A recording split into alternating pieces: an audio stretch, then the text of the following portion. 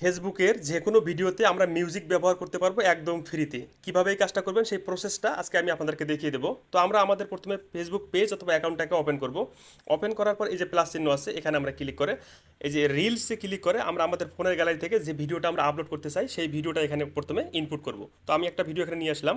তারপর আমরা এই যে অডিও অপশন দেখবো, এখানে আমরা ক্লিক করব। দেন এখান থেকে যে অ্যাড মিউজিক এখানে ক্লিক করে এখানে কিন্তু অটোমেটিক কিছু আমাদের মিউজিক দেওয়া থাকবে। তো আমরা এখান থেকে একটা মিউজিক প্রথমে সিলেক্ট করে নেব। তো যেগুলো অলরেডি কিন্তু এখানে দেওয়া আছে, এছাড়াও আমরা এখান থেকে সার্চ করেও কিন্তু নিতে পারি। তো আমি একটা মিউজিকের উপরে প্রথমে ক্লিক করব। তো মিউজিকটা এখানে কিন্তু চলে এসেছে, দেখুন আপনারা। তারপর নিচে দেখতে পারবেন এডিট অপশন যে আছে এখানে আমরা ক্লিক করব।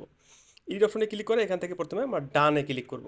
ডানে ক্লিক করার পর অবশ্যই আমরা আবার এই যে মিউজিকটা আছে এখানে ক্লিক করে এই যে এখান থেকে এডিট অপশন আছে এখানে ক্লিক করে আমরা চেক করব যে এখানে 3টা স্টার দেওয়া আছে কিনা। এটা সব থেকে ইম্পর্টেন্ট, এটা অবশ্যই আপনাদেরকে চেক করতে হবে। এই যে দেখুন এখানে যদি 3 স্টার দেওয়া থাকে তাহলে কিন্তু এই মিউজিকটা আপনারা ব্যবহার করতে পারবেন। যে মিউজিকে এরকম 3 স্টার দেওয়া থাকবে সেটা আপনারা ব্যবহার করতে পারবেন। এছাড়াও এই মিউজিকটার আপনার যতটুকু প্রয়োজন আপনারা ততটুক নিতে পারবেন।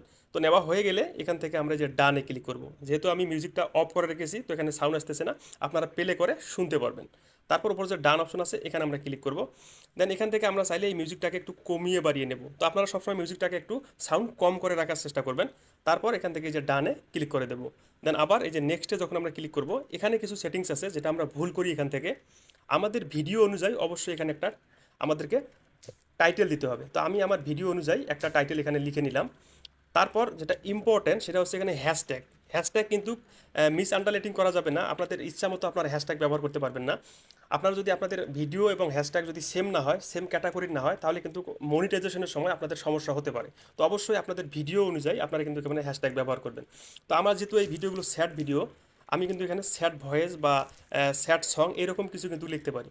তো অবশ্যই এই জায়গাটাতে আপনারা দেখে শুনে হ্যাশট্যাগুলো ব্যবহার করবেন। অহেতুক কিছু ভাইরাল হ্যাশট্যাগ এখানে কখনোই আপনারা ব্যবহার করবেন না। তারপর দ্বিতীয় যে অপশনটা আছে হ্যাশট্যাগ দেওয়ার পর এখানে যে মেনশন, এই যে মেনশনটা আমরা কিন্তু হুটহাট করে যে কাউকে মেনশন করি, এটাও কিন্তু করা যাবে না।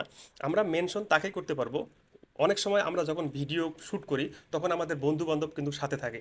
আপনি যদি আপনার কোনো বন্ধুর সঙ্গে একসাথে ভিডিও করেন আর এই ভিডিওটাতে যদি আপনার কোনো বন্ধু বান্ধব থাকে, আপনি চাইলে কিন্তু তাকে এখান থেকে মেনশন করতে পারবেন।